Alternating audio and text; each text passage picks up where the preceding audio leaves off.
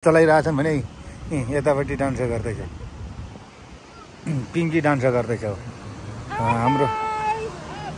Hello guys, दर्शन नमस्ते यहाँ सबैजनालाई। 2026 ह्याप्पी न्यु इयर पनि आउन लागेको छ सँगसँगै है। र म आएको छु दरियातिर। त्यही एउटै भेस्ट, एउटै टोपी, एउटै बैन्ट, एउटै मान्छे, एउटै फोन। र धेरै पछाडि म समुद्र नजिक आएछु र समुद्रमा के कस्तो छ, समुद्रमा के हुन्छ भन्ने कुरा देखाउने वाला छु। Let's go side guys, back side.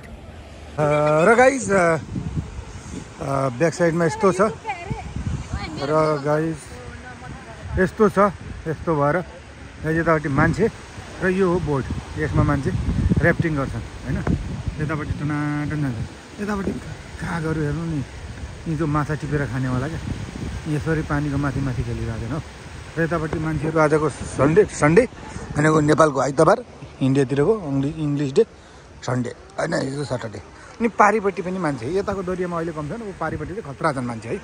र यो कारण छ। र यतापट्टि पुरै मान्छे छन् होइन। आकाश चाहिँ थोरै बादल भएको, साफ मौसम। अब सूर्य भगवान पनि ऊ त्यहाँनिर पुगिसक्यो, त्यहाँबाट ठ्याप्प डुब्छ नि यहाँनिर जस्तो यो समुद्रमा डुबे जस्तो देखिन्छ। अनि अँध्यारो पनि भइहाल्छ। र यतापट्टि यस्तो छ। धेरै अगाडि मैले सर्ट भिडियोमा हालेको थिएँ भिडियो। ऊ त्यहाँनिर छ माछाको सुकाउने बनाएका यी सबै यो पारिपट्टि होइन। यहाँनिर कागहरू के कोया गाँडा के बसेका छन् त्यो छ। यतापट्टि कोही क्रिकेट खेल्दैछन् र कोही यतापट्टि फोन चलाइरहेछन् भने यतापट्टि डान्स गर्दैछ, पिङ्की डान्स गर्दैछ हाम्रो।